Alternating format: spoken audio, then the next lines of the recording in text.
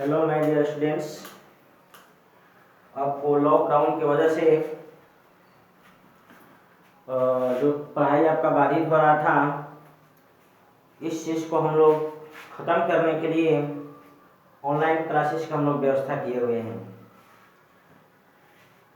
सबसे पहले हम आपको इंग्लिश मीडियम में आपको हम लेक्चर दिए, तो बहुत सारे विद्यार्थियों का डिमांड हुआ कि नहीं सर, हम लोग हिंदी मीडियम के कुछ विद्यार्थी हैं, हमारे लिए भी लॉकडाउन में व्यवस्था कीजिए। इसलिए आज हिंदी मीडियम का पहला क्लास है मैट्रिक्स का, जिसमें आपको हम हिंदी मीडियम में आपको सब चीज़ डिस्कस करेंगे। मैट्रिक्स क्या होता है, उसके प्रकार क्या हैं। तो आज हम आपको इंट्रोडक्शन क्लास ले रहे हैं। हेडिंग है आपका मैट्रिक्स आवयु। आवयु क्या है? तो यदि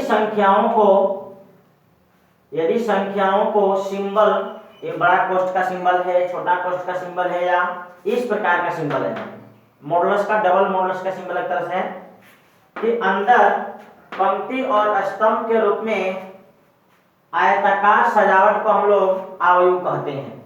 यानी संख्याओं को बड़े कोष्ठ के अंदर पंक्तियों और स्तंभों के रूप में सजाते हैं, उस सजावट को हम लोग आवयु कहते हैं। उस सजावट को हम लोग आवयु कहते हैं। आवयु को अंग्रेजी के बड़े अक्षर से सूचित किया जाता है, जबकि आवयु के सदस्यों को अंग्रेजी के छोटे अक्षर से सूचित किया जाता है। As for example, matrix A है, a B C D E f. Matrix B 2 4 6 8। Matrix C 2 3 4 5 6 और 8। यानी जब भी हम लोग संख्याओं को सजाएंगे, पंक्तियों और स्तंभों के रूप में सजाते हैं, तो उसी सजावट को हम लोग आवयु कहते हैं। यहाँ पे जो संख्या लिखा गया है, यह संख्या वास्तविक भी हो सकता है और काल्पनिक भी हो सकता है। ये जो संख्या लिखा गया है, यह वास्तविक भी हो सकता है और काल्पनिक भी हो सकता है। ये आपका मैट्रिक्स का डिफिनीशन हुआ। आप लोग इसके नोट कर लीजिए। इसके बाद हम लोग इसको मिटा करके इसके आगे बढ़ेंगे। आप इसको नोट कर लीजिए।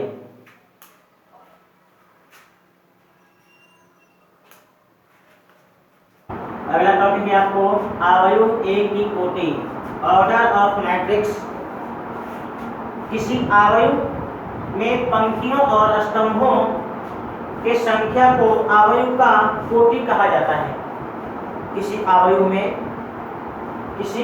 में पंक्तियों और स्तंभों के संख्या को आवयु का कोटि कहा जाता है। जैसे एग्जांपल देख लीजिए, मैट्रिक्स ए लिखा गया, इसमें काउंट करिए, ये आपको 2 3 4 आपको पहले पंक्ति का सदस्य है, 5 6 7 आपको दूसरे पंक्ति का सदस्य, इसमें आपको कुल मिला के 2 पंक्ति हुआ।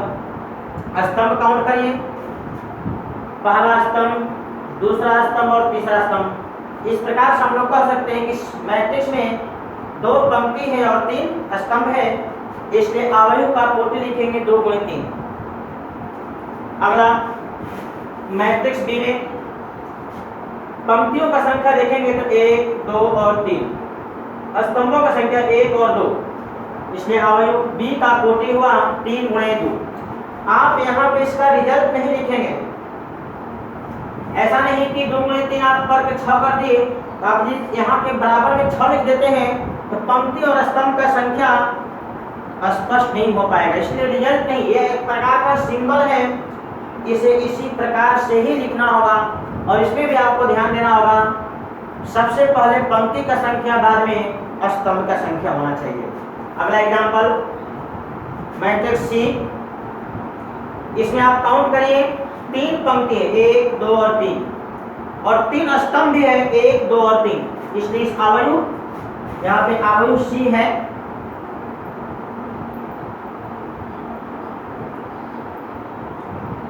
आवयु सी का कोटि है 3 × 3। आवयु सी का कोटि है 3 × 3।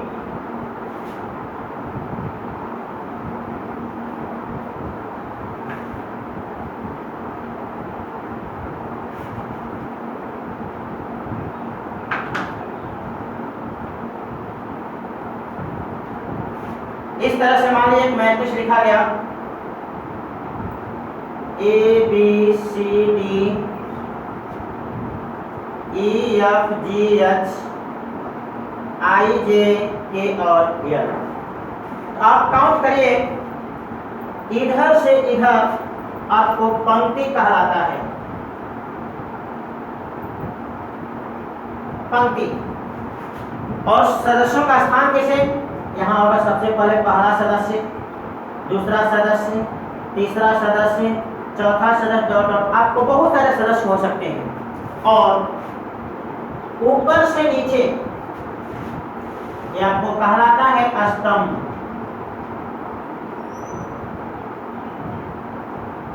आपको कहलाता है स्तंभ। यहाँ पे 1 2 3 4 डॉट डॉट। अगर हम लोग यहाँ पे पहले रो, इसको हम लोग बोलेंगे पहला रो, तो पहला रो का पहला सदस्य है ए, ये आपका पहला सदस्य है, ये आपका दूसरा सदस्य है, ये आपका तीसरा सदस्य है, ये आपका चौथा सदस्य है। उसी प्रकार से दूसरे रो में अगर काउंट करेंगे तो आपको ये पहला सदस्य, दूसरा सदस्य, तीसरा और चौथा। एक बार स्तंभ में देख लें, ऊपर से नीचे आते हैं और सदस्यों का स्थान हम लोग बताते हैं। जैसे पहला स्तंभ ये आपका है C1 से डिनोट किया जाता है, ये C2, C3, C4। तो C1 का पहला सदस्य है A, दूसरा सदस्य है E और तीसरा सदस्य है I। इसी तरह से और भी कोई सदस्य होगा उसका स्थान हम लोग बता सकते हैं।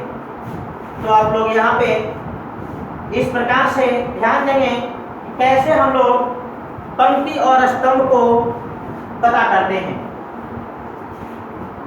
दाएं से बाएं आते हैं तो आपको पंक्ति मिलता है, और ऊपर से नीचे आते हैं तो आपको स्तंभ मिलता है। ये आपको पहला रो है, ये आपका दूसरा रो है, ये आपका तीसरा रो है। इसी तरह से यह पहला कॉलम है, ये आपका दूसरा कॉलम है, तीसरा कॉलम है और ये चौथा कॉलम है। आप इसको नोट कर लीजिए। और अब इस तरह से आपको कंफ्यूजन नहीं होना चाहिए कि किस तरह से पंक्ति होता है और किस तरह से स्तंभ होता है। आप इसको नोट डाउन कर लीजिए।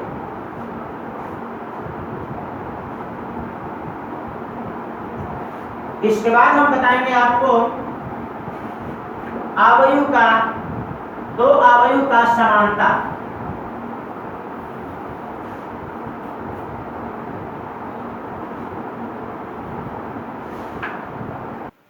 इसके आगे आपको नोट में एक मैट्रिक्स लिखा गया A11 A12 A13 dot dot A1n 21 22 23 2n। इस तरह से आपको एक मैट्रिक्स लिखा गया।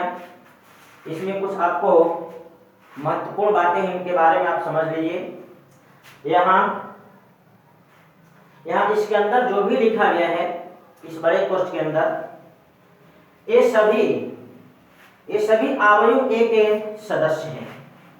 इस बड़े कोष्ठ के अंदर, यानी इस मैट्रिक्स, यह आपका मैट्रिक्स है, इस बड़े कोष्ठ के अंदर जो भी आपको लिखा गया ये सभी आपको मैट्रिक्स के सदस्य हैं। आव्यूह ए मैट्रिक्स ए के सदस्य हैं। इसके बाद यदि m और n, ये आपको रो का संख्या होता है, आपको कॉलम की संख्या होता है, यदि ये दोनों इक्वल हो जाए m और n, तो यहाँ पे A11 A22 A23 इस तरह से आपको A8n लास्ट में n8 मिलेगा। ये सभी आव्यूह ए के मुख्य विकर्ण के सदस्य होते हैं तथा इनका योगफल आव्यूह ए का ट्रेस कहलाता है।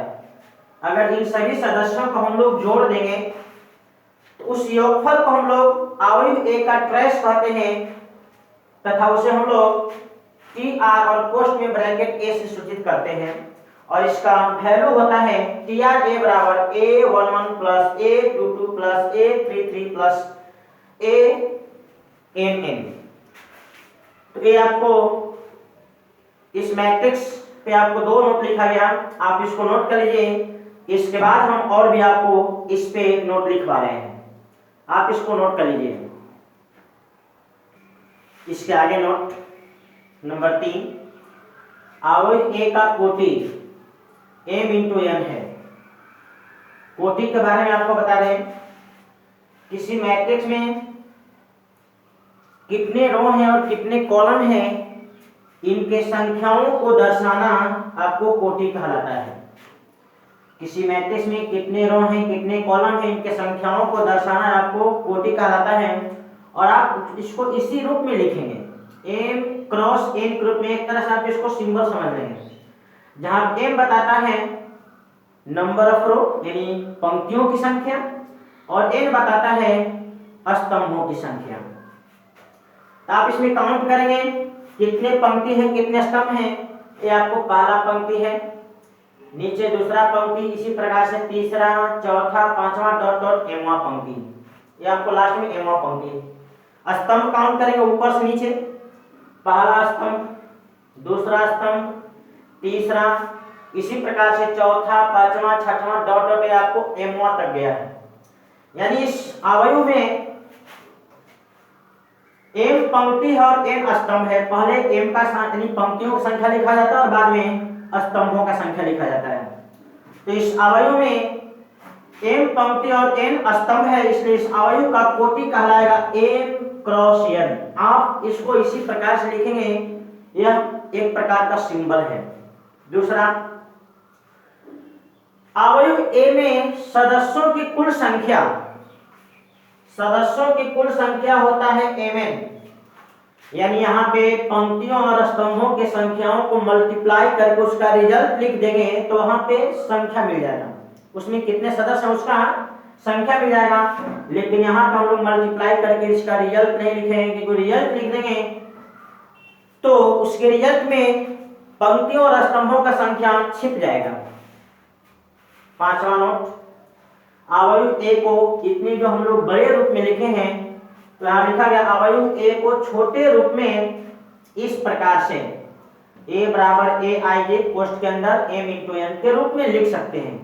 जहां इस प्रकार से लिख सकते हैं, जहां पे ये जो i होता है, ये जो पहला लेटर है, ये आपको पंक्ति के संख्या से रिलेटेड है, और इसमें जो j है दूसरा जो लेटर है, ये आपको स्तंभ के संख्या से रिलेटेड है। यहां लिखा गया है कि i का मान 1 से लेकर के m तक और j का मान 1 से लेकर के n तक। ये आपको नोट नंबर 5 है। अगला नोट, नोट नंबर 6, इसके अंदर लिखा गया A11, A12, A13। यह जो लिखा गया है अवयव में सदस्यों के स्थान को दर्शाता है। जैसे आप लिखिए A11, A11 का मतलब अवयव A के पहली पंक्ति तथा पहले स्तंभ का सदस्य। इसी प्रकार से आप इसको नोट कर लीजिए।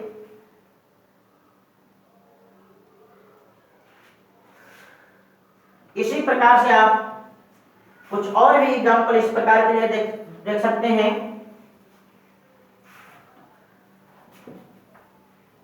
जैसे यदि आपको यहां लिख दिया जाए 823, 823 का मतलब अवयव ए के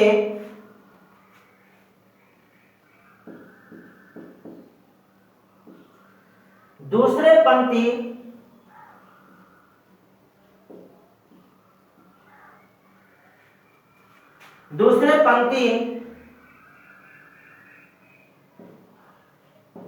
तथा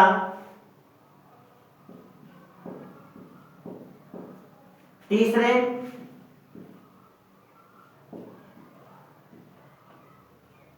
स्तंभ का सदस्य। यहां पे ये जो पहला नंबर है हमेशा पंक्ति का स्थान बताता है, और इसमें जो दूसरा नंबर है स्तंभ का स्थान बताता है।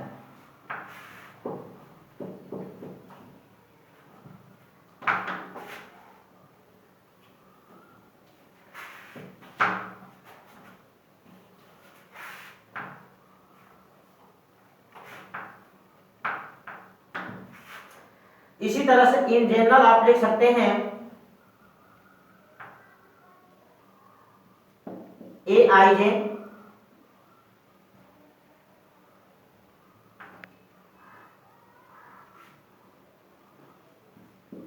ए आई जे ए आई जे का मतलब हुआ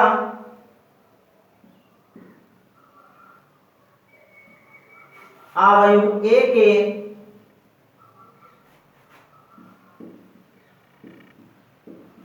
आईवा पंक्ति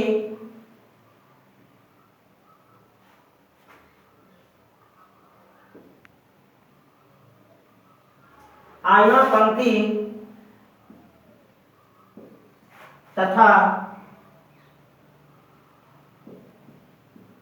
जेवा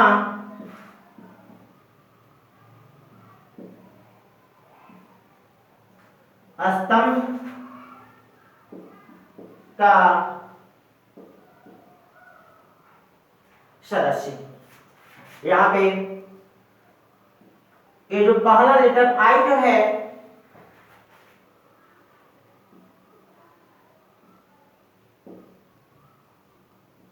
पंक्ति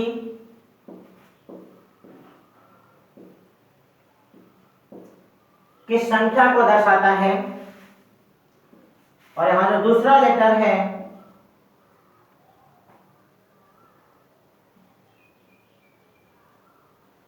स्तंभ के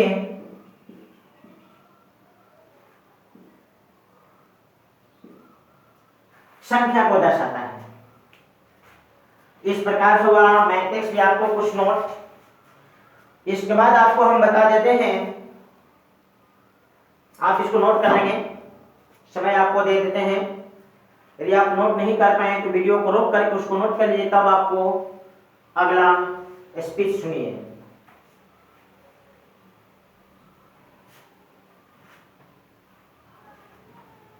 ऑफ टू मैट्रिसेस, दो अवयव की समानता। यदि दो अवयव ए और बी का कोटि तथा दोनों अवयव के संगत सदस्य समान हो तो दोनों अवयव को हम लोग समान अवयव कहते हैं।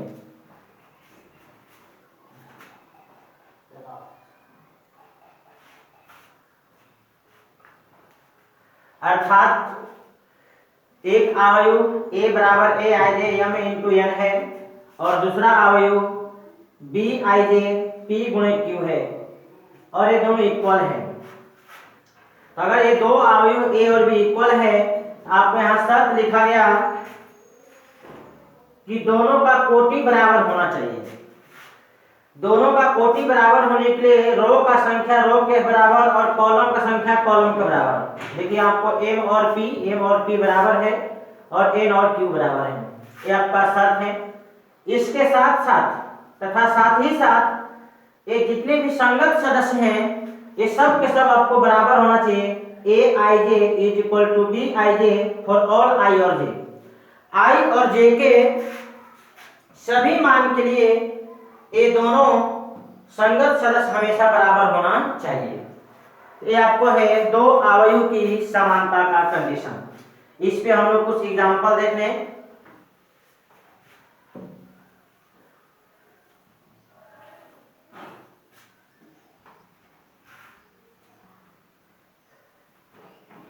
एग्जांपल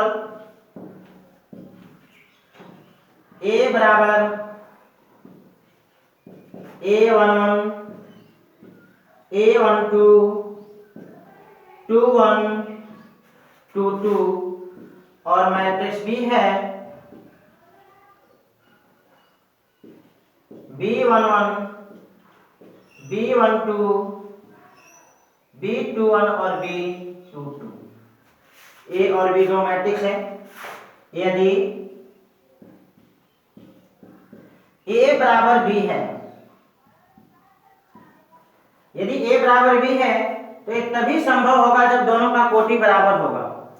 दो मैट्रिक्स का समानता तभी संभव होगा जब दोनों का कोटि बराबर हो।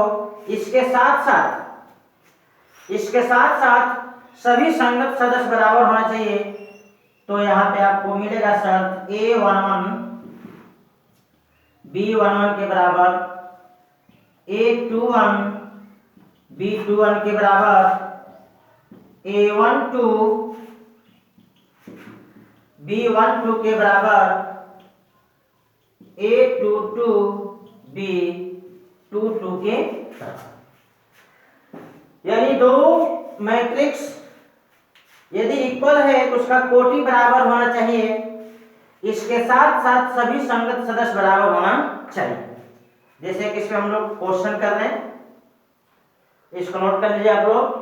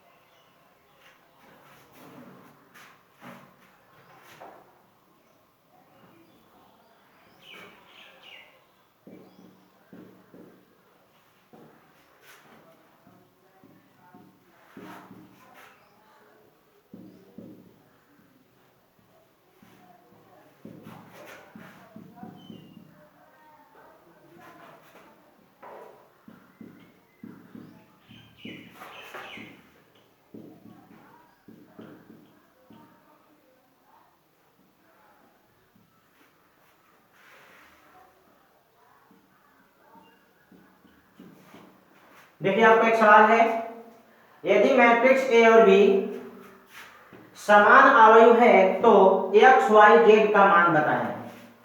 यहाँ पे सॉल्यूशन करने के लिए हम लोग क्या करेंगे, अवयव ए और बी बराबर है, अवयव को लिख दीजिए, X plus Y 5 Z Y बराबर में 6 5 3 और 8।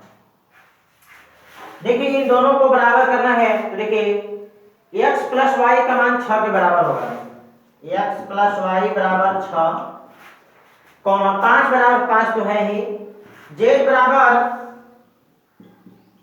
3 और यहां से मिल गया y बराबर 8। और इस y के मान को हम लोग यहां पर बैठा देंगे, इसलिए x बराबर हो जाएगा -2।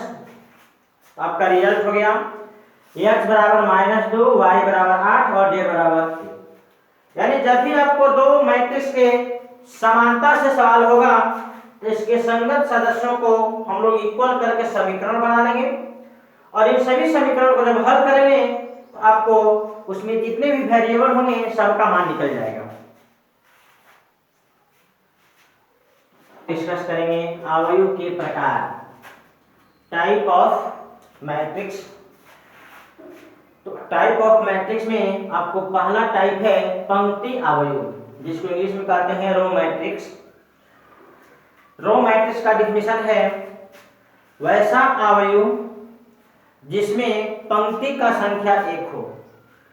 यानी यहाँ पर डिफिनेशन लिखा गया, जब किसी अवयव में पंक्ति की संख्या 1 हो तो उसे पंक्ति अवयव कहते हैं।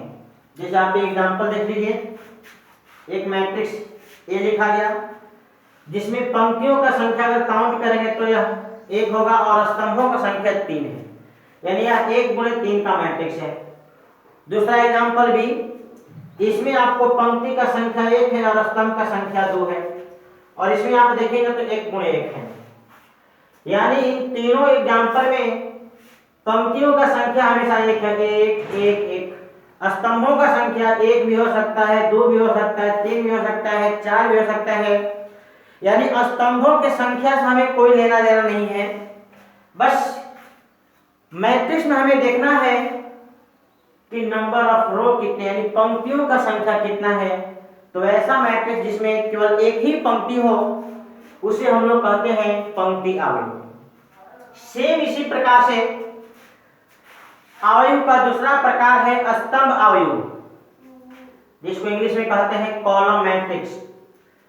स्तंभ अवयव जिसको इंग्लिश में कहते हैं कॉलम मैट्रिक्स। इसका परिभाषा होगा जब किसी अवयव में स्तंभ की संख्या एक हो, जब किसी अवयव में स्तंभ की संख्या एक हो तो उसे स्तंभ अवयव कहते हैं।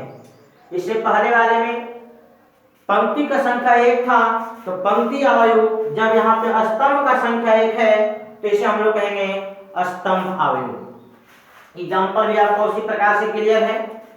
इसका ऑर्डर होगा 3 गुणे 1, इसका ऑर्डर होगा 2 गुणे 1, इसका ऑर्डर होगा 1 गुणे 1। मतलब ये जो मैट्रिक्स है यह पंक्ति भी हो सकता है और स्तंभ अवयव भी हो सकता है, दोनों भी आ सकता है, क्योंकि केवल एक पंक्ति है और केवल एक स्तंभ है। यानी इसमें ये दोनों परिभाषा का शर्त लागू हो जाएगा एग्जाम्पल नंबर 3 में। ठीक, तो आप इसको नोट डाउन कर लीजिए। अवयव के प्रकार में पहला प्रकार है पंक्ति अवयव और दूसरा प्रकार है स्तंभ अवयव।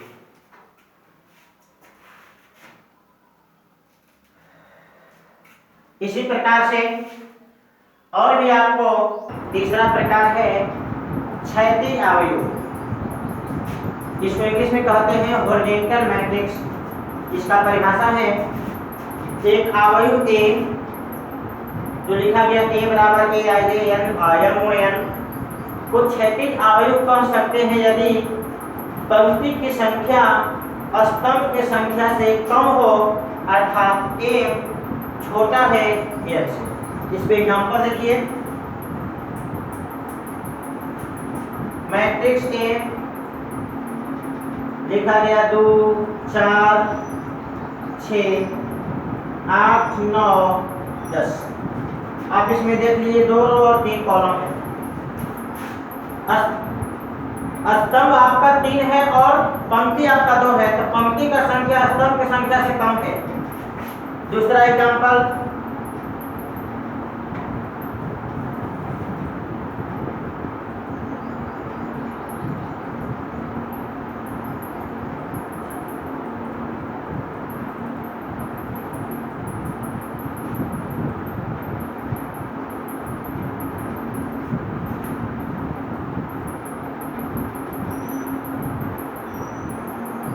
यहाँ देख लीजिए, यहाँ भी आपको पंक्ति 2 है और स्तंभ 4 है। एक और एग्जांपल देख लीजिए, 2 और 4, एक और। इन तीनों मैट्रिक्स में आप एक ही बात देख रहे हैं कि पंक्तियों का संख्या स्तंभों से कम है, पंक्ति का संख्या स्तंभ से कम है, पंक्ति की संख्या स्तंभ से कम है। इसलिए तीनों मैट्रिक्स आपका क्षैतिज अवयव है, यानी हॉरिजॉन्टल मैट्रिक्स है। यह आपको अवयव का तीसरा प्रकार है। इसी तरह से हम आपको चौथा प्रकार में लेके चलते हैं।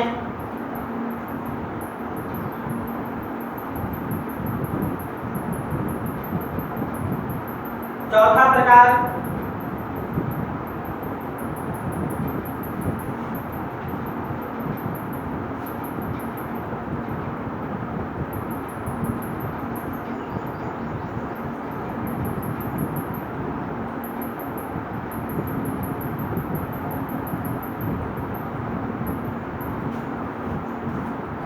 ऊर्ध्वाधर अवयव, इसको इंग्लिश में कहते हैं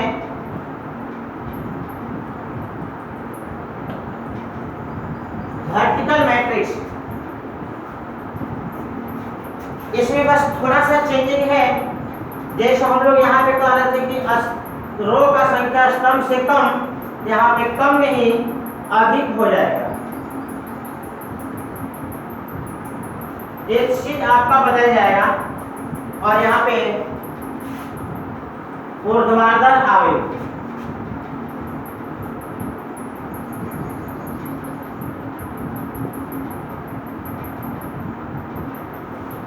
यानी इसके परिभाषा में है एक अवयव को ऊर्ध्वाधर अवयव कह सकते हैं यदि पंक्ति की संख्या स्तंभ के संख्या से अधिक हो, ज्यादा हो। यानी एग्जाम्पल आपका ये बदल जाएगा। एक एग्जाम्पल आपका ये हो सकता है 2 गुणे, आप देख लीजिए इसमें पंक्ति की संख्या स्तंभ की संख्या से ज्यादा है। और भी आपको एग्जाम्पल हो सकते हैं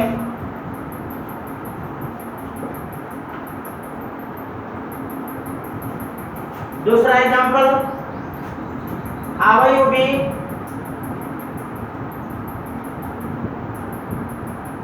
5, 6, 8, 9, 10 और 5। अब यहाँ भी देख लीजिए पंक्ति का संख्या स्तंभ की संख्या से कम है। आप यहाँ पे ध्यान देंगे इस मैट्रिक्स को हम लोग ऊर्ध्वाधर भी कह सकते हैं और इसमें एक और बात है, ये केवल एक ही कॉलम है, यानी स्तंभ का संख्या 1 है, इसलिए इसको हम लोग स्तंभ अवयव भी कह सकते हैं। यानी एक ही एग्जाम्पल 2 या 2 से अधिक टाइप का एग्जाम्पल बन सकता है। बस शर्त को सेटिस्फाई करना चाहिए कि आपका दोनों अवयव में आप देख रहे हैं कि पंक्तियों का संख्या स्तंभों की संख्या से ज्यादा है, इसलिए आपको ये ऊर्ध्वाधर अवयव कहलाता है।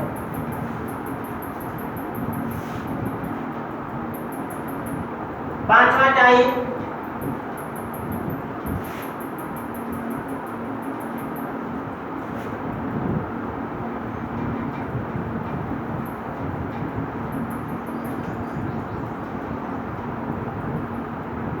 वर्ग अवयव, जिसको इंग्लिश में कहते हैं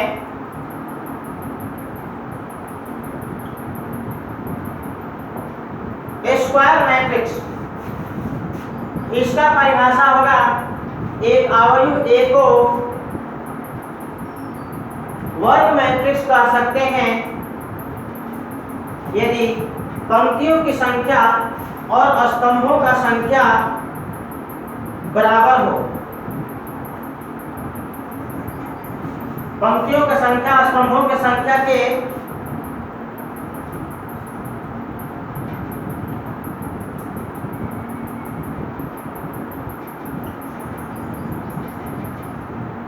अर्थात m बराबर n, तो ऐसा मैट्रिक्स जिसमें रो और पंक्तियों का संख्या बराबर हो, इस शर्त को सेटिस्फाई करे, उस मैट्रिक्स को हम लोग कहते हैं वर्ग मैट्रिक्स। एग्जाम्पल देख लीजिए,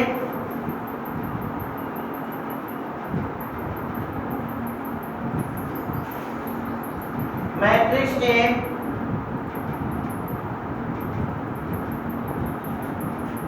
दूसरा एग्जाम्पल मैट्रिक्स बी,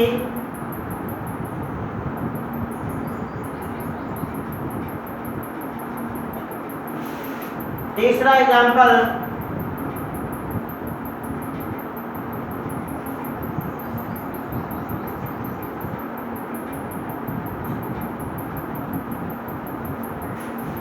देख लीजिए, इन तीनों मैट्रिक्स में जितने रो है उतने कॉलम। यहाँ पे आपको 2 गुणे 2 है और यहाँ पे आपको 3 गुणे 3 है।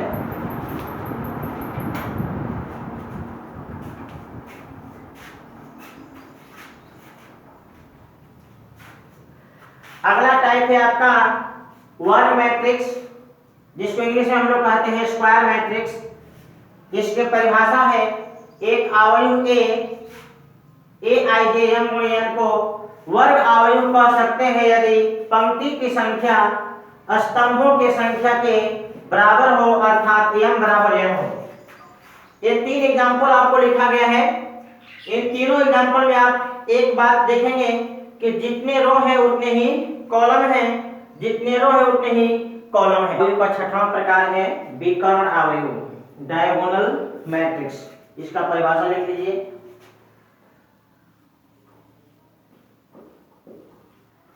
किसी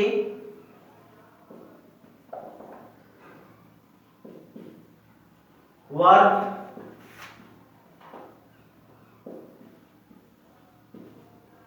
अवयव ए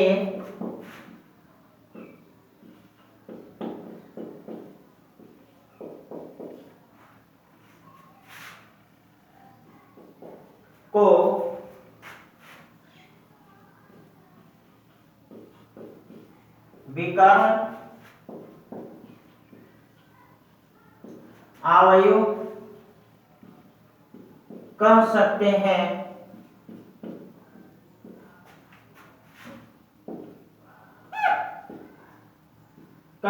हैं यदि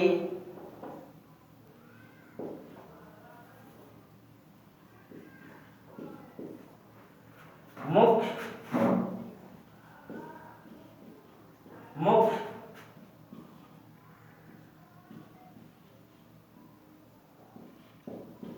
विकर्ण के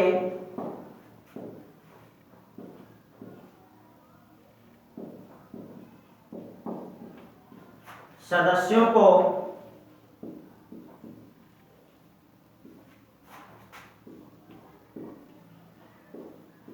छोड़कर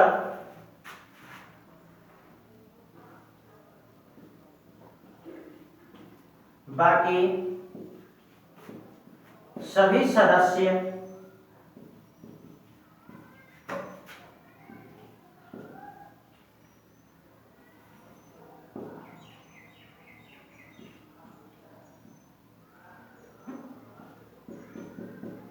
शून्य हो, अर्थात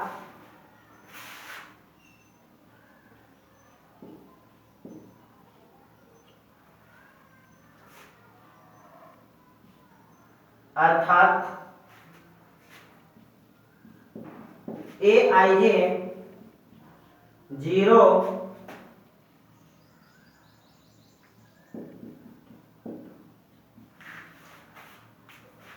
जब i और j का मान बराबर न हो तब इसका मान क्या हो जाए, शून्य हो जाए। जैसे कि एग्जाम्पल से हम लोग इस बात को स्पष्ट करते हैं।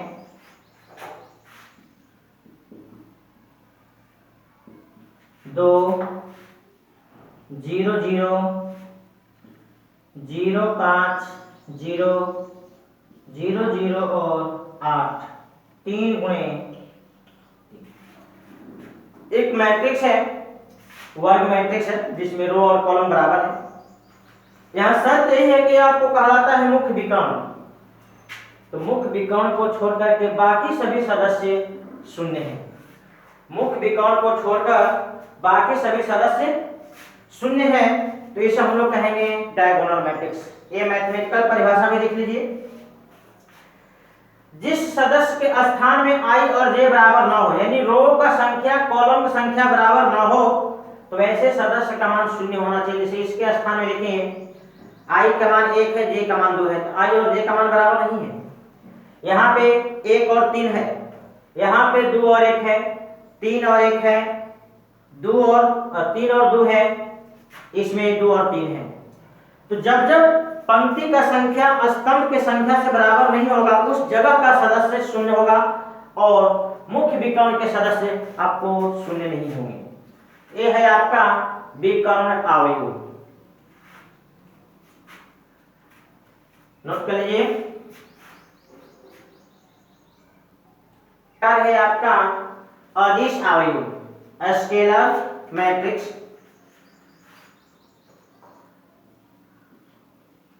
एक विकर्ण अवयव A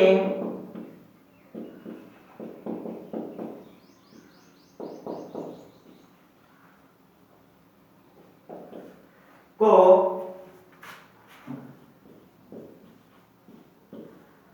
अदिश अवयव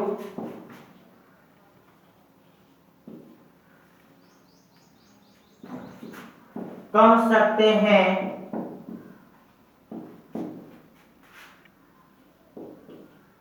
यदि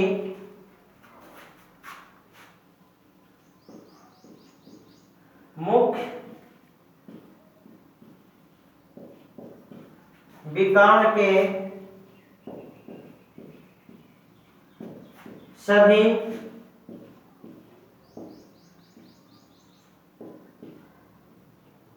सदस्यों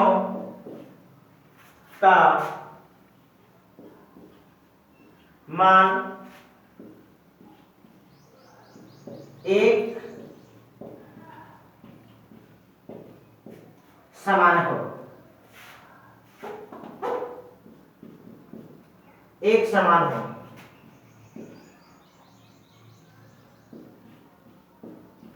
अर्थात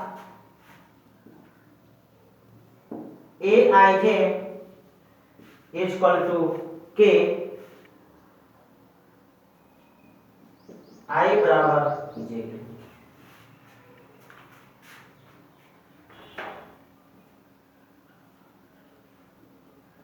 J के एग्जाम्पल समझ लीजिए। एक मैट्रिक्स ए है 5 0 0 5, इसमें मुख्य विकर्ण के सभी सदस्य एक समान है। दूसरा एग्जाम्पल देख लीजिए।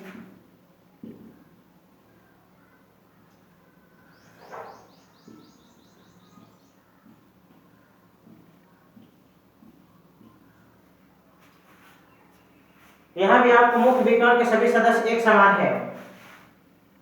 3 गुणे 3, 2 गुणे 2।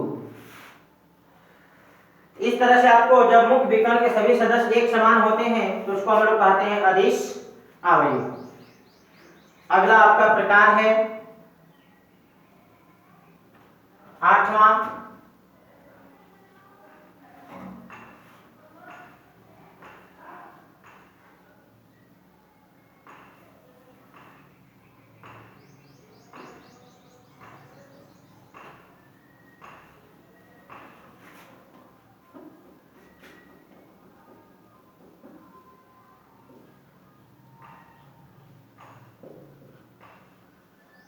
एकांक अवयव,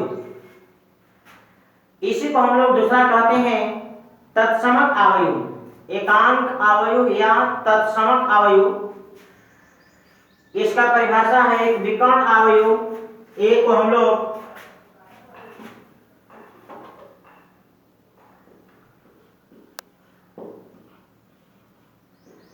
एकांक अवयव कह सकते हैं यदि मुख्य विकर्ण के सभी सदस्यों का मान एक हो, अर्थात ये सभी वैल्यू 1 हो जाए। ये सभी वैल्यू आपका 1 हो जाए। जैसे आप देख लीजिए एग्जाम्पल में 1 1 हो जाए, ये तीनों भी आपको 1 हो जाए, 1 1 और ये आपको कहलाता है एकांक अवयव या तत्समक अवयव। यहां पे नोट में लिख लीजिए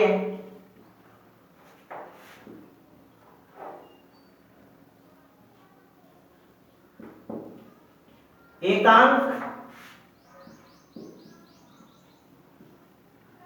अवयव को IN से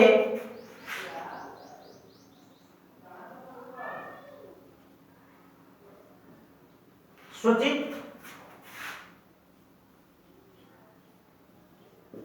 किया जाता है। यहां n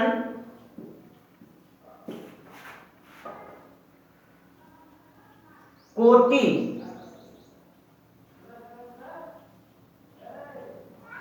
को बताता है।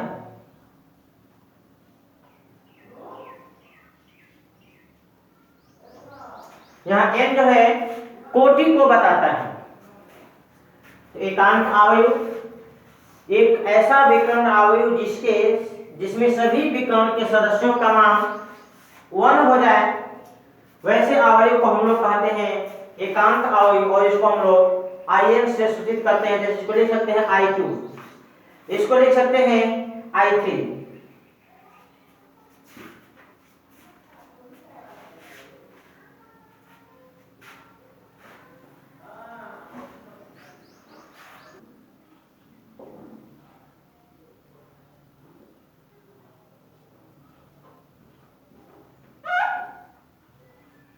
शून्य अवयव, जिसको हम लोग जीरो मैट्रिक्स या नल मैट्रिक्स भी कह सकते हैं। तो लिखिए,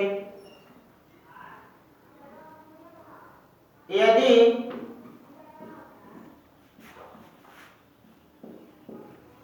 किसी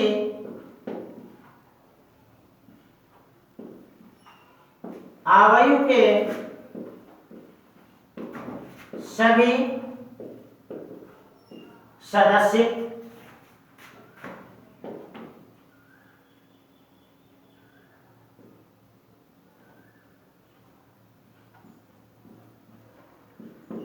शून्य हो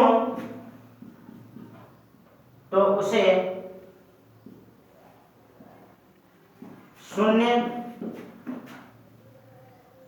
अवयव कहते हैं। एग्जाम्पल,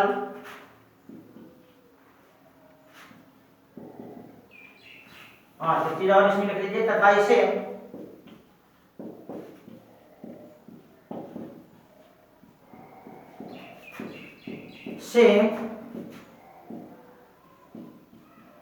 सूचित किया जाता है। एग्जाम्पल,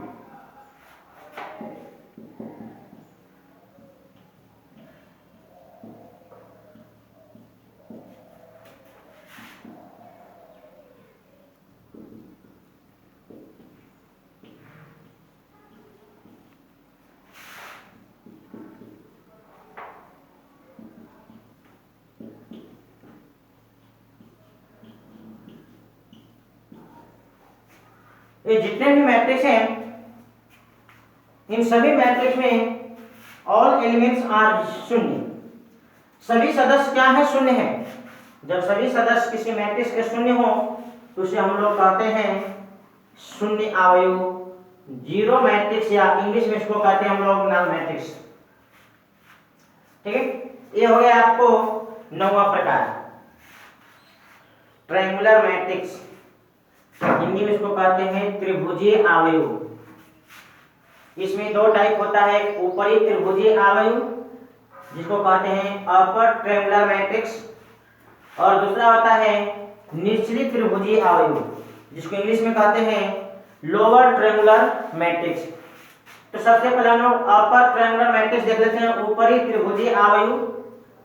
तो किसी वर्ग अवयव ए को ऊपरी त्रिभुजीय अवयव कह सकते हैं,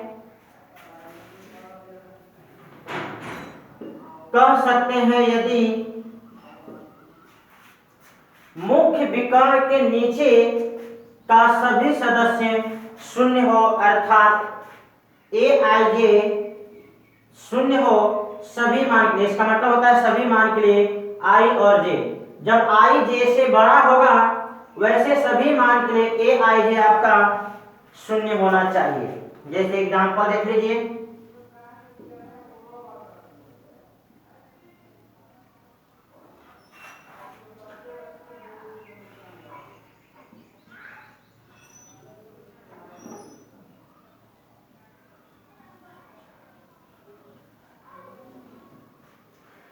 देख लीजिए इसमें यही आपका है मुख्य विकर्ण। तो मुख्य विकर्ण के नीचे का सभी सदस्य शून्य है, तो ऐसे अवयव को हम लोग कहते हैं ऊपरी त्रिभुजीय अवयव। मतलब ऊपर में त्रिभुज बना, ऐसे शून्य भी नीचे को शून्य को लेकर त्रिभुज बनेगा। आपको हम अगले एग्जांपल में डिस्कस करेंगे क्यों इस तरह से इसका नाम दिया जाता है। दूसरा एग्जांपल मैट्रिक्स बी 4 5 6 और यहाँ पे 0 देख लीजिए। यहाँ भी आपको मुख्य विकर्ण के नीचे के सभी सदस्य आपको शून्य है। मुख्य विकर्ण के नीचे के सभी सदस्य शून्य है, इसलिए इसको हम लोग कहते हैं ऊपरी त्रिभुजीय अवयव। आप इसको नोट कर लीजिए। ऊपरी त्रिभुजीय अवयव का डिफिनेशन है मुख्य विकर्ण के नीचे के सभी सदस्य शून्य हो। यहाँ पे मैथमेटिकल आपको परिभाषा लिखा गया है, इसी पे आपको ऑब्जेक्टिव सवाल भी बनता है। आपको कह देगा एक मैट्रिक्स है या अपर ट्रायंगुलर मैट्रिक्स हो सकता है यदि 4 ऑप्शन दे देगा, आपको ए वाला ऑप्शन चुनना होगा, जो आपको अपर ट्रायंगुलर मैट्रिक्स का एक शर्त है। अगला बी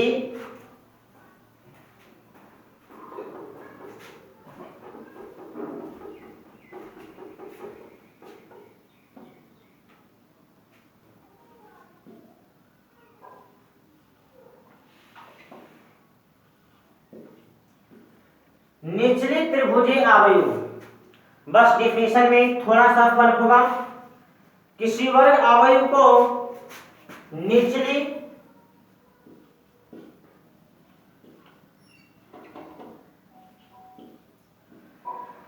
त्रिभुजीय आव्यूह कह सकते हैं यदि मुख्य विकर्ण के यहां पे होगा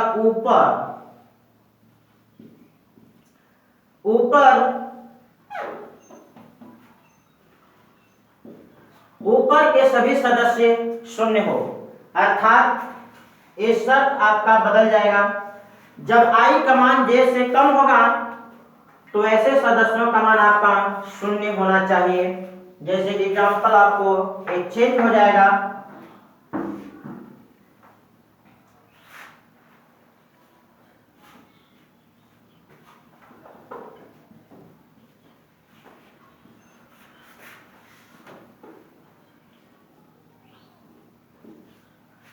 इन दोनों एग्जाम्पल में आप लोग गौर करेंगे, ये जो मेन डायगोनल है जिसको मुख्य विकर्ण कहते हैं, इसके ऊपर के सभी सदस्य शून्य हैं, इसलिए दोनों एग्जाम्पल हुआ निचली त्रिभुजीय आव्यूह। ऐसे यहाँ पे डिफिनेशन देख करके आपको थोड़ा सा बात उल्टा लग रहा होगा, क्योंकि जब नीचे का सदस्य जीरो होता है तो ऊपरी त्रिभुजीय कहते हैं, और जब ऊपर का सदस्य जीरो होता है तो उसको निचली त्रिभुजीय कहते हैं। इस बात को हम स्पष्ट कर दें कि जो आपको सुनने में उल्टा लग रहा है एक्चुअली वो सही चीज है।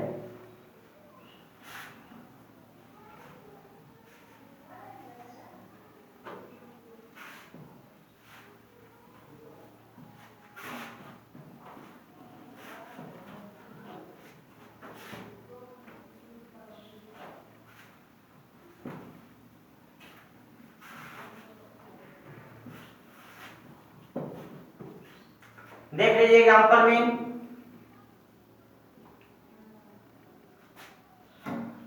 2 4 6 0 8 9 0 0 और 10। दूसरा एग्जाम्पल 4 6 8 और 0। गौर से देखिए, आपको ऊपर में त्रिभुज बन रहा है, यहाँ भी ऊपर में त्रिभुज बन रहा है, इसलिए इसको हम लोग ऊपरी त्रिभुज कहते हैं। आप लोग ये भी कह सकते हैं इस शून्य को लेकर भी त्रिभुज बन रहा है, लेकिन आपको 3x3 मैट्रिक्स में तो बन गया, लेकिन यहाँ पे त्रिभुज नहीं बना।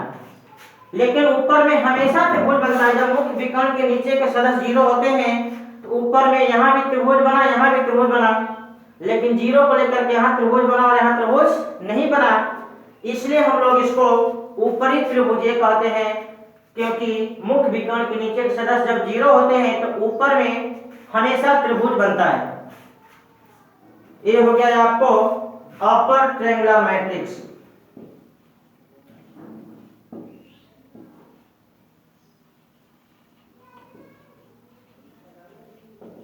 Upper triangular matrix. इसी तरह से अगले एग्जाम्पल में आपको स्पष्ट कर दें,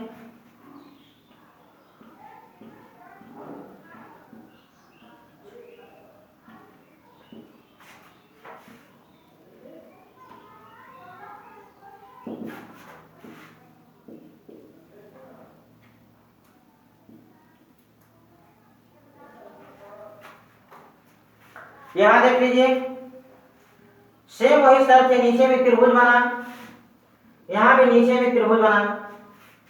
शून्य को लेकर के यहां त्रिभुज बनेगा, लेकिन यहां त्रिभुज नहीं बनेगा। इसलिए जब जब आपको मुख्य विकर्ण के ऊपर के सभी सदस्य शून्य होता है तो नीचे में हमेशा त्रिभुज बनता है, इसलिए इसको कहते हैं लोअर ट्रायंगुलर मैट्रिक्स, निचली त्रिभुजीय आव्यूह, लोअर ट्रायंगुलर मैट्रिक्स। नोट कर लीजिए इसको। 11वां प्रकार है तुलनात्मक अवयव, इंग्लिश में कहते हैं कंपैरेबल मैट्रिक्स। दो अवयव ए और बी को तुलनात्मक अवयव कह सकते हैं यदि दोनों अवयव के कोटि एक समान हो। मतलब किसी दो मैट्रिक्स का अगर ऑर्डर बराबर हो जाए तो उसको हम लोग तुलना कर सकते हैं, इसलिए उसको हम लोग कहते हैं तुलनात्मक अवयव, कंपैरेबल मैट्रिक्स। एग्जांपल में देख लीजिए, आपको ए और बी दो मैट्रिक्स लिखा गया है। इसका ऑर्डर देखिए 2 × 3, इसका भी ऑर्डर है 2 × 3। ये दोनों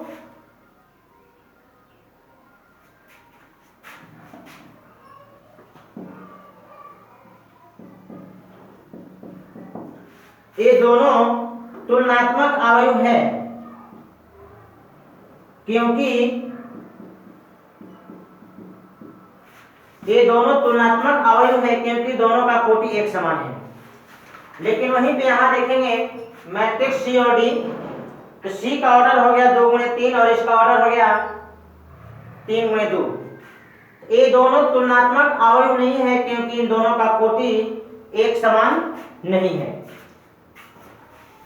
तो आपको 11वां टाइप यही है कंपैरेबल मैट्रिक्स। कंपैरिजन मतलब एक तरह से तुलना होता है। कभी भी दो मैट्रिक्स का तुलना हम लोग तभी कर पाएंगे जब दोनों का ऑर्डर सेम हो। ऑर्डर सेम होने पे तुलनात्मक अवयव कहलाएगा, और ऑर्डर जब सेम नहीं होगा तो उसको हम लोग तुलनात्मक अवयव नहीं कह सकते हैं। अवयव का अगला टाइप है उप अवयव, जिसको इंग्लिश में कहते हैं सब मैट्रिक्स। इसके बारे में समझ लीजिए। अवयव ए के कुछ पंक्तियों या स्तंभों को हटाने के बाद बनने वाला अवयव ए का उप अवयव कहलाता है।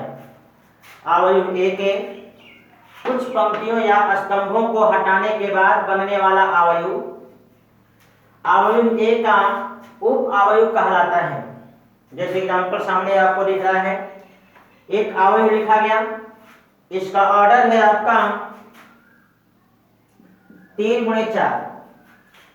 इस मैट्रिक्स ए में से आपको दूसरा और तीसरा कॉलम है, दूसरा और चौथा कॉलम हटा दिया गया।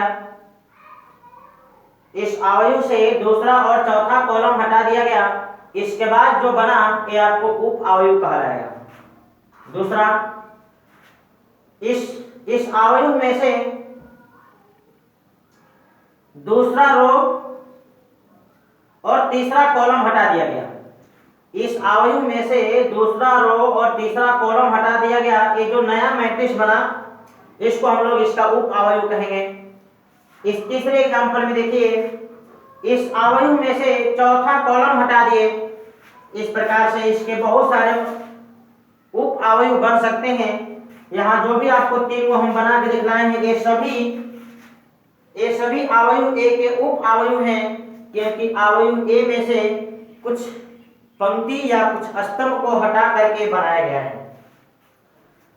तो परिभाषा जो ही कह रहा है कि अवयव ए के कुछ पंक्तियों या स्तंभों को हटाने के बाद बनने वाला अवयव ए का उप अवयव कहलाता है। इसको नोट कर लीजिए।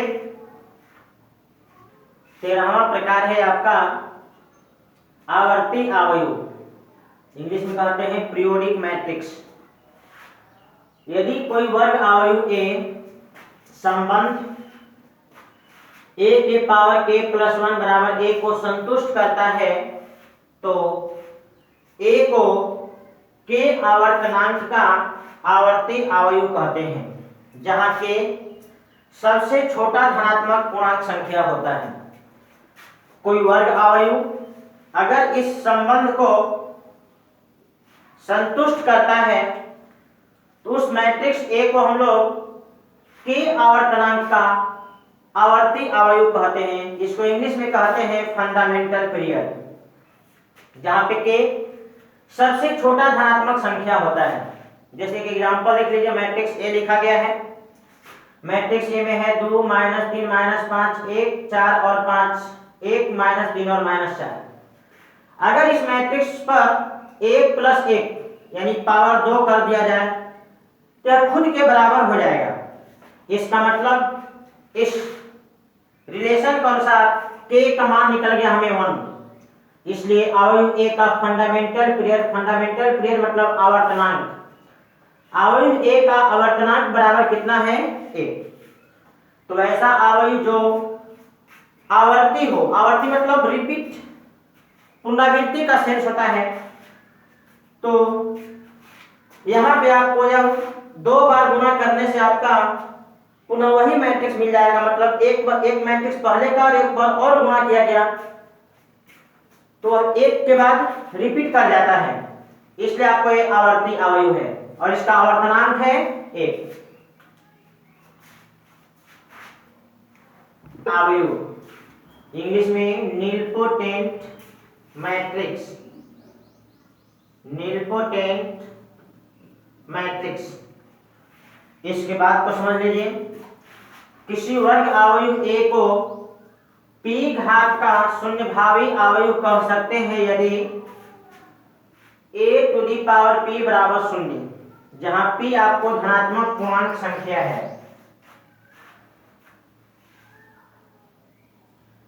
जहां p आपको धनात्मक पूर्णांक संख्या है, मतलब ये है कि अगर किसी मैट्रिक्स को p बार गुणा करने के बाद अगर वह शून्य मैट्रिक्स बन जाता है तो उसे p घात का शून्यभावी अवयव कहते हैं।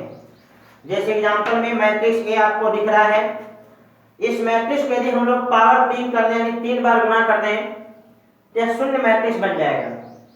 उसी तरह से मैट्रिक्स B को अगर 2 बार गुणा कर दें तो शून्य हो जाएगा, मैट्रिक्स C को अगर 2 बार गुणा कर दें तो शून्य हो जाएगा।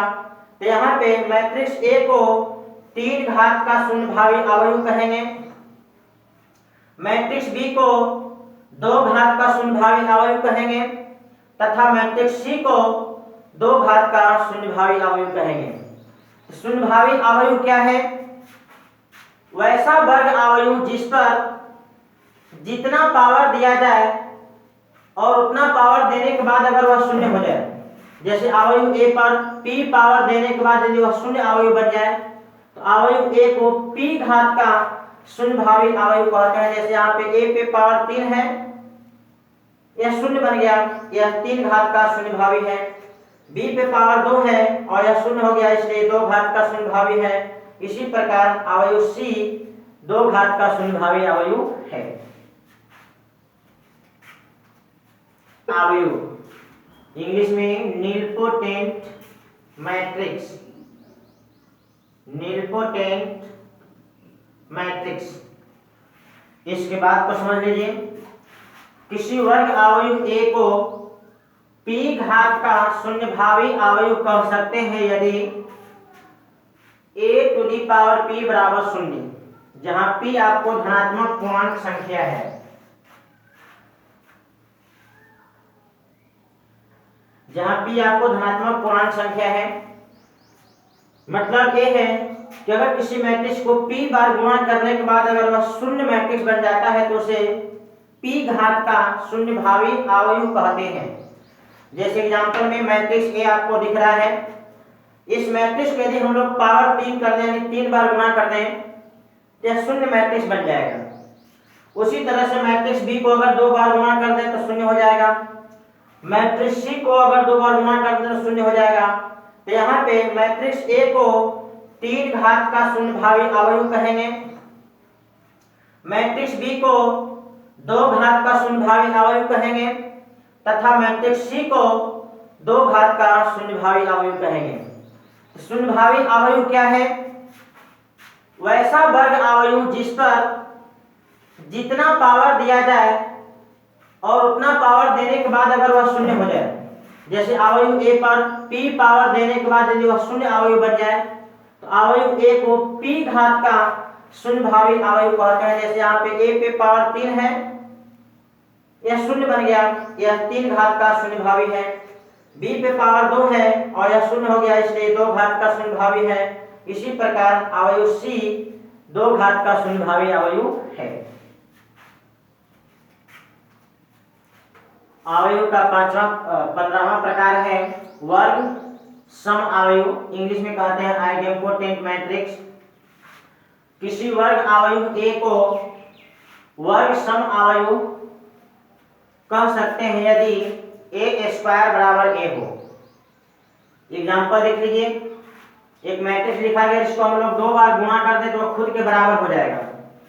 आइडेंटिटी मैट्रिक्स 2 ऑर्डर का है, ये आई स्क्वायर बराबर आई होगा।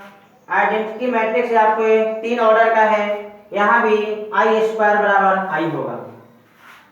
तो ऐसा मैट्रिक्स जिसका स्क्वायर करने से खुद के बराबर हो जाए, वैसे मैट्रिक्स को हम लोग कहते हैं वर्ग सम, मतलब वर्ग करने पे सेम हो जाए। वर्ग सम का मतलब है वर्ग करने पे सेम हो जाए, वैसे मैट्रिक्स को हम लोग कहते हैं वर्ग सम मैट्रिक्स। जैसे मैट्रिक्स ए है, वर्ग करने पे सेम हो गया, यहाँ भी वर्ग करने पे सेम हो गया, वर्ग करने पे सेम हो गया। इस प्रकार के मैट्रिक्स को हम लोग कहते हैं वर्ग सम मैट्रिक्स। इसमें नोट लिख लीजिए, किसी भी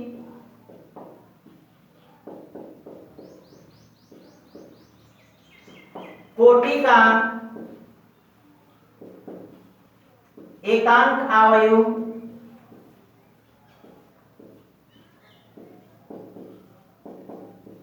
हमेशा वर्ग सम अवयव होगा। किसी भी कोटि का एकांक अवयव मतलब तत्समक अवयव हमेशा वर्ग सम अवयव होगा। ये आपको पहला नोट है। एक और नोट हम लोग लिख लेते हैं इस पे, कि जो वर्ग सम अवयव है वह पीरियोडिक अवयव है। नोट नंबर 2,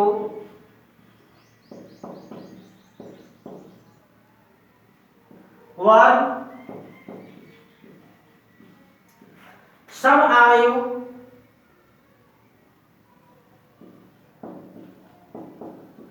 हमेशा आवर्ती अवयव है तथा इसका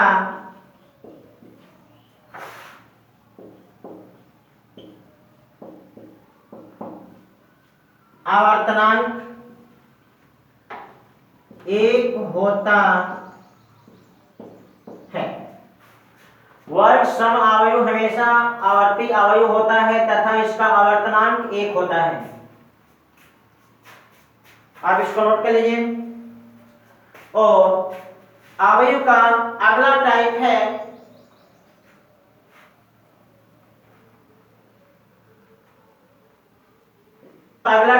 अंतर्वर्णीय अवयव, जिसको इंग्लिश में कहते हैं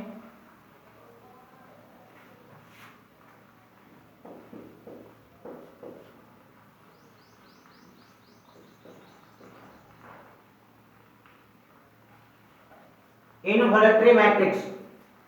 इसका परिभाषा लिख लीजिए, किसी वर्ग अवयव को अंतर्वर्णीय अवयव कह सकते हैं यदि यहाँ पे थोड़ा सा फर्क में कंडीशन में फर्क हो जाता है, आई के बराबर हो जाता है।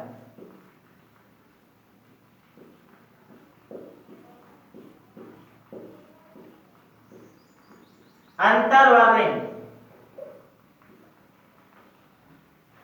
अवयव कह सकते हैं यदि ए स्क्वायर बराबर आई हो।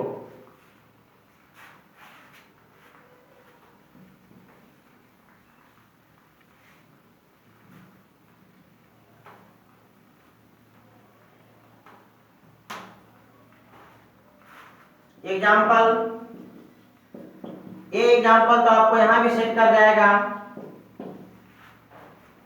इसमें भी आप देखेंगे कि आई का स्क्वायर करेंगे तो आई होगा।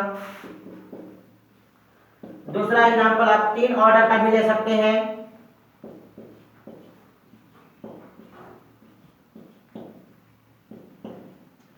यहां भी आई का स्क्वायर करने से आई होगा। और तीसरा एग्जांपल आइडेंटिटी मैट्रिक्स के अलावा दूसरा कोई भी हो सकता है, जैसे -5 -8 0 0, इधर 3 और 5, 1 माइनस 3 और माइनस 4। यहां भी आपको a का स्क्वायर करने से आई मैट्रिक्स बन जाएगा।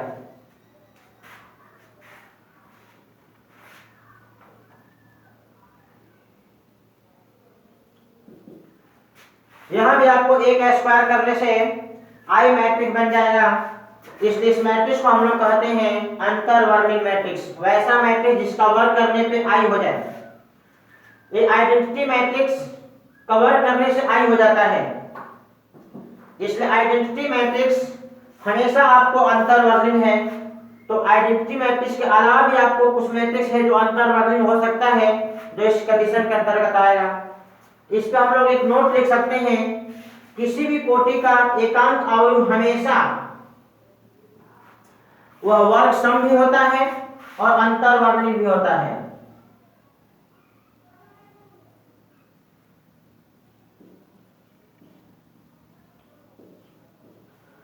अंतर्वर्णीय अवयव होगा। इस प्रकार से हम लोग देखें type of matrix. Type of matrix में आपको क्या क्या बताए हैं, आपको एक बार डिस्कस कर दें। सबसे पहले आपको टाइप बताए थे पंक्ति अवयव जिसमें एक पंक्ति हो, स्तंभ अवयव जिसमें केवल एक स्तंभ हो, क्षैतिज अवयव जिसमें पंक्तियों की संख्या स्तंभों की संख्या से कम हो, ऊर्ध्वाधर अवयव जिसमें पंक्ति का संख्या स्तंभ की संख्या से ज्यादा हो। इसके बाद आपको बताए थे वर्ग अवयव जिसमें पंक्ति और स्तंभ की संख्या बराबर होते हैं।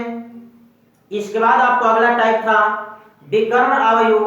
विकर्ण अवयव में था कि मुख्य विकर्ण के सदस्य को छोड़ करके आपको सभी सदस्य शून्य था।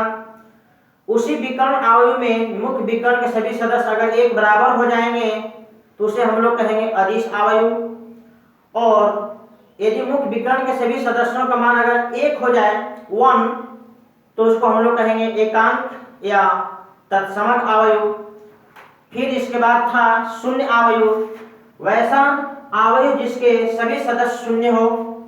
इसके बाद आपको अगला टाइप था त्रिभुजीय अवयव। मुख्य विकर्ण के नीचे का सदस्य 0 तो उसको ऊपरी त्रिभुजीय कहेंगे, और मुख्य विकर्ण के ऊपर का सदस्य 0 होगा तो उसको निचली त्रिभुजीय अवयव कहते हैं। इस तरह से आपको डिस्कस किए थे आवर्ती अवयव, उप अवयव, फिर आपको बताए थे अंतर्वर्णीय अवयव दिख रहा है। इसके पहले था वर्ग सम अवयव, शून्य भावी अवयव। तो इस तरह से हम लोग ये अवयव के प्रकार देखे। आपको अगले वीडियो में हम मिलेंगे, आपको बताएंगे अवयव का अलजेब्रिक ऑपरेशन, मतलब अवयव को हम लोग कैसे जोड़ते हैं, घटाते हैं, गुणा करते हैं। तो आप लोग इस बात को हमेशा ध्यान में रखें कि जब भी मेरे वीडियो को देखें तो इस चैनल को जरूर सब्सक्राइब करें। चैनल का नाम है online study math. Online study math यदि आप इसको सब्सक्राइब किए रहेंगे तो हम जो भी वीडियो डालेंगे आप तक मैसेज पहुंचते रहेगा और आप उससे लाभ उठा सकते हैं।